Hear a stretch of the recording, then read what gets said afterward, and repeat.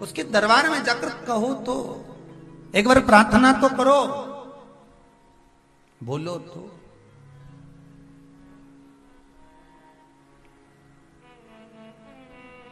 खांसी, बोलते जाओ जरा, दासी, आलस। बस वो आलस को थोड़ा जड़ाना पड़ेगा तब वहां पहुंचोगे। और गंगा मैया ने कितनी प्रार्थना करी, जिस समय शंकर भगवान ने विष को पिया, कंठ जल गया, कंठ के जलन से कंठ के भीतर से विष का तपन बाहर निकल रहा था। और गंगा कहां है शिव जी के? जम के बोलो, मस्तक से निकलकर कहां जा रही है? बहती बहती बहती बहती शिव के चरणारविंद से। कहां से गई? अब तुम डब्बा भर के पानी डालोगे तो डायरेक्ट पैर पे गिरता है क्या? अरे बोलो तो जम के, नहीं।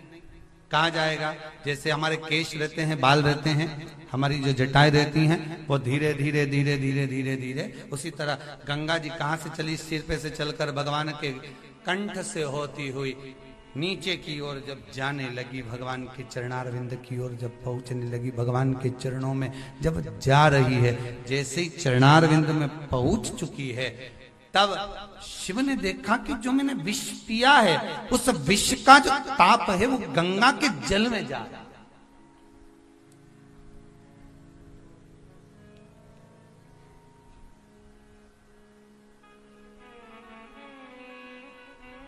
यमुना जी में विष था कालिया नाग का, तो भगवान ने गेंद खेलने के बहाने यमुना को शुद्ध कर दिया, साफ कर दिया।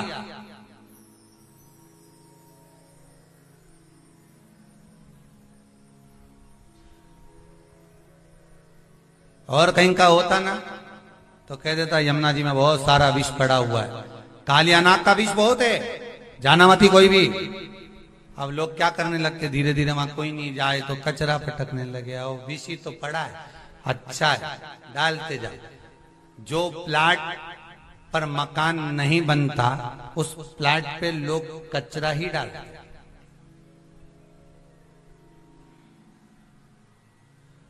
पर जब उस प्लाट पर बंगला बनकर तैयार हो जाता है, मकान बनकर तैयार हो जाता है, तब लोग कहते हमने तो देखा था इसमें तो ये तो बहुत कचरा पड़ते थे लोग।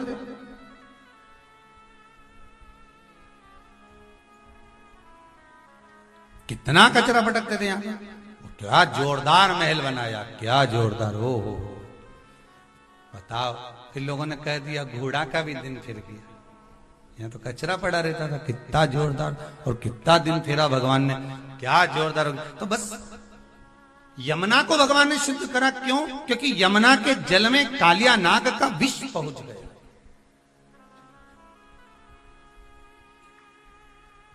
यमुना के जल में कालिया नाग का विष पहुंच गया, तो यमुना को शुद्ध करा।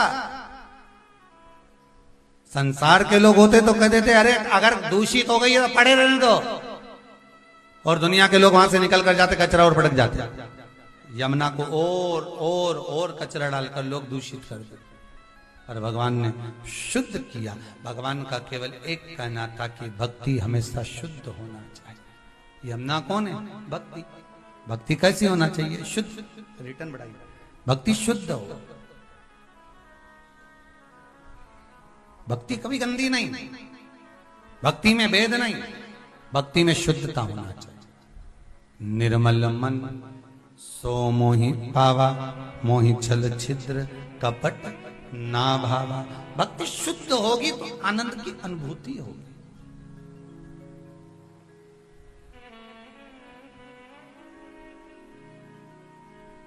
राम जी वन में गए, मेरे सीताराम सरकार, मेरे राघव जी जब वन में गए तो सबसे पहले शबरी अम्बा के दरवाजे पर जाकर उन्होंने यही कहा, ठीक है, शबरी अम्बा के दरवाजे पर जाकर यही कहा कि प्रथम भक्ति संतन कर संगा, दूसरी। संसार में एक ही सुखी है जो भगवान की चरणों में बैठ गया, भगवान की शरणागति में बैठ गया, भगवान की भक्ति में बैठ गया, शिव महापुराण के अंदर कथा श्रवण करने बैठ गया, चित्त वृत्ति लगाकर भगवान से जो जुड़ गया, इस आत्मा चित्त मन वृत्ति से समझ लो वो भगवान का हो गया।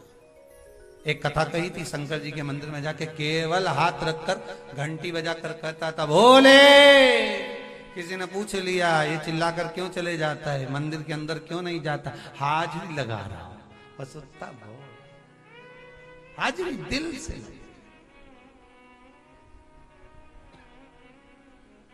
दिल से आ।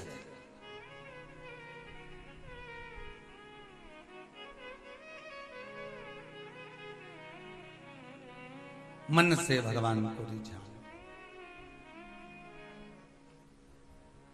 गंगा का जल, गंगा का वो जल भगवान के गले के उस विष की तपन से निकल कर जा रहा है। शंकर जी को समझ में आ गया कि ये जल जहरीला हो गया।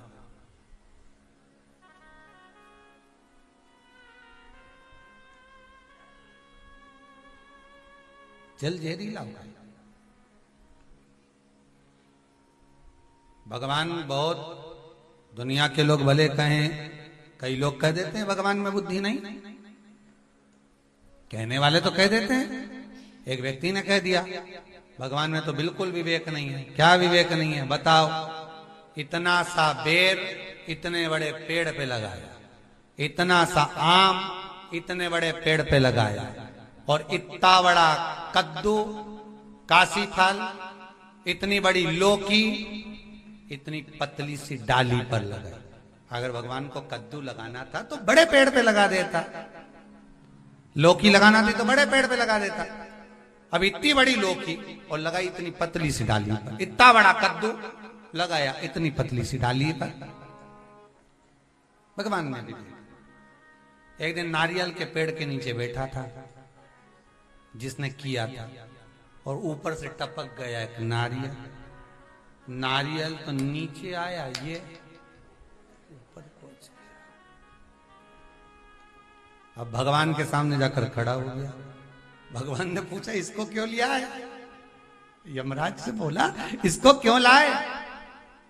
ये तो भगवान में भेद देखता था कि भगवान ने गलत किया।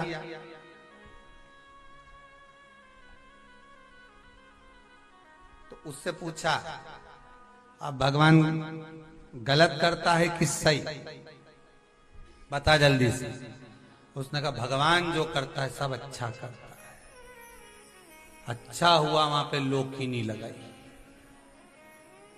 कद्दू नहीं लगाया। अगर ये कद्दू नीचे टपक जाता हवा में तो आदमी ऊपर निपट जाता। अच्छा,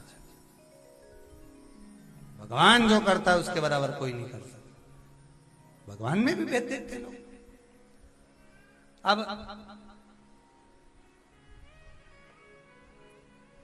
यमुना का जल शुद्ध किया मेरे कृष्ण ने। सरयू मैया का जल अगर शुद्ध करा तो मेरे राघव ने, मेरे राम जी। गंगा के जल को अगर शुद्ध कर रहे हैं तो कौन? स्वयं मेरे देव अधिदेव महादेव। ये यमुना के जल में स्वयं भगवान कालिया नाग को नाथने के लिए जल के अंदर कूद गए थे।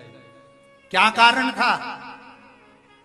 भगवान को यमुना जी के जल में जाने की क्या जरूरत थी? चाहते तो कालिया नाग को तो पूंछ पकड़कर खींच के लेकर आते और भगा देते उसको, पछाड़ देते उसको।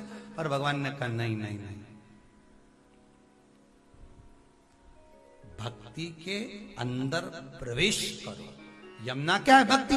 भक्ति के अंदर प्रवेश करूंगा, और भक्ति के अंदर जब प्रवेश करूंगा तब जाकर इस कालिया नाग को मैं नाथ कर बाहर कर दूंगा। अर्थात कथा में लोग प्रवेश नहीं कर पाते, भगवान की कथा में पहुंच नहीं पाते। बस मन में सोच लिया कि कथा में ऐसा हुआ वैसा, पर कथा में प्रवेश तो करो, एक एक तत्व को श्रवण तो करो, एक एक बात तक पहुंचो तो। तब चित्तवृत्ति में मालूम पड़ेगा कि कथा तत्व है क्या, कथा रस तत्व है।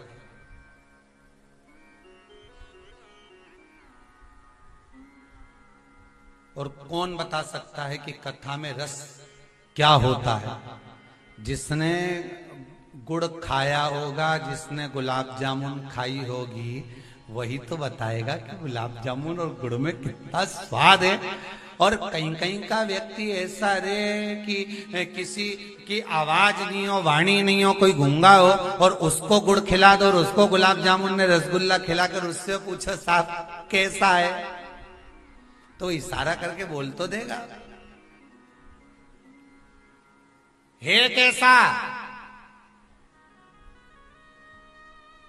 तो तुमने खाया कि नहीं खाया? चार निपटा दिया। हे कैसा बता पाएगा? नहीं। कौन बताएगा? जिसकी वाणी होगी, जिसने खाया होगा। या तुम गुलाब जामुन खाओ और तुम्हारे पड़ोसी से पूछो खाती खाती कैसी है, और गुलाब जामुन तुम खाओ और पड़ोसी से पूछो कि कैसी है, बनी कैसी है बताओ तुम। तो पड़ोसी कहेगा एक तो मुंडा मेहंदी थी, सब खाती जा रही और कहेगी कैसी बनी। अरे एक आध खिलाओ तो हम बताएं कि कैसी। अब वो प्लेट में रखी है, तुम पूरी निपटाते जा रहे हो, पड़ोसी से कह रहे कैसी बनी साहब, अच्छी तो बनी है ना। अब पड़ोसी मन में सोच रहा पूरी तो खागा और हमसे कह रखे। तो ये शिव पुराण भी ऐसी है, जिसने खाया, जिसने पाया, जिसने इस अमृत को पिया, वही बता सकता है कि शिव महापुराण का रस तत्व है क्या। जो खाया ही नहीं है उसको कैसे मालूम पड़ेगा कि इसमें है क्या, क्या है इसमें।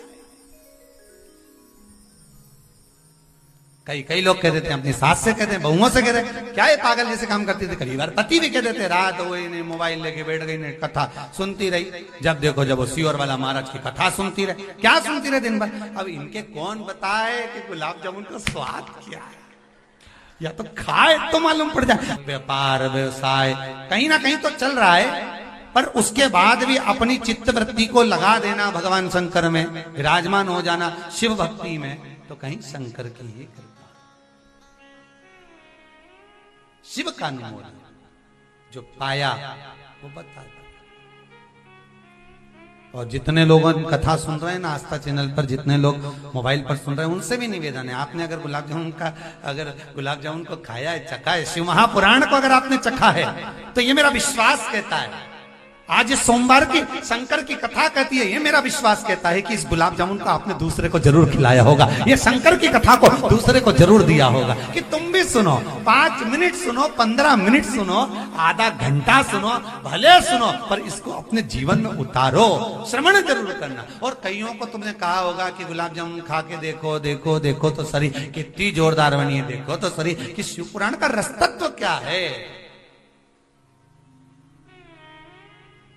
सारे पूरे धार्मिक जितने भी चैनल टीवी पर आते हैं, सबको गुलाब जामुन का नशा हो गया।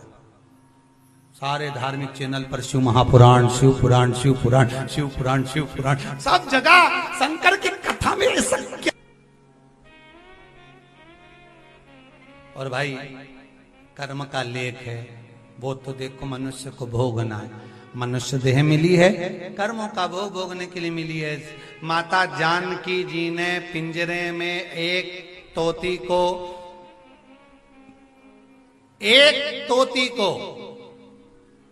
वो भी गर्भस्थ, उसको बंद कर दिया था सोने के पिंजरे में। तोती मर गई।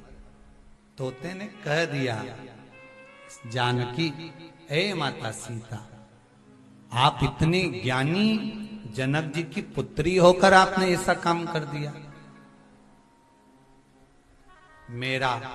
मेरी पत्नी से आपने गर्भ अवस्था में वियोग कराया है। वो तोते की जो पत्नी थी, तोती, वो गर्भस्थ थी। पद्म पुराण में लिखा, मेरी गर्भस्थ पत्नी को आपने मुझसे वियोग करवाया है। मैं भी तोता, उसका पति, आपको श्राप देता हूं, आप भी गर्भ अवस्था में अपने पति से वियोग करोगी। देखिए रामचरितमानस, जानकी जी गर्भ से थी, वाल्मीकि बाबा के आश्रम में पहुंची थी। अब किसी ने कहा सीता जी को जो जाना पड़ा, एक धोबी की वार्ता सुनकर, एक धोबी की बात सुनकर सीता जी का परित्याग कर दिया। ना इसमें राम जी दोषी हैं जिन्होंने सीता को गुरु के आश्रम में भेजा, ना इसमें धोबी दोषी है कि उसने कहा और भेजा।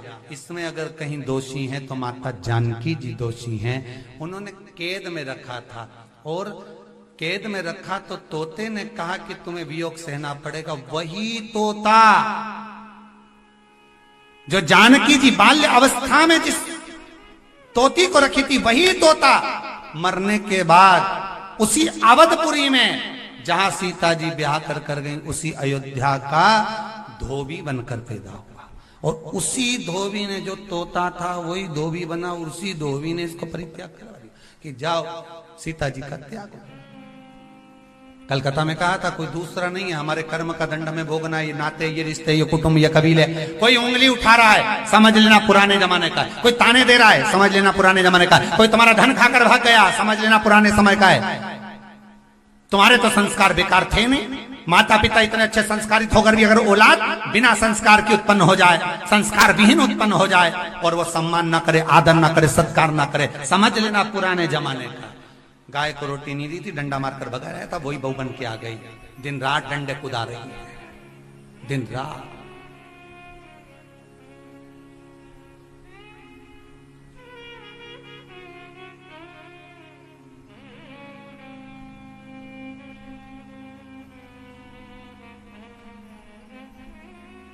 अरे यहां तक शास्त्र कहता है साहब, आप कभी शास्त्र को उठाकर, यहां तक शास्त्र कहता है कि मंदिर में जो घंटी बजा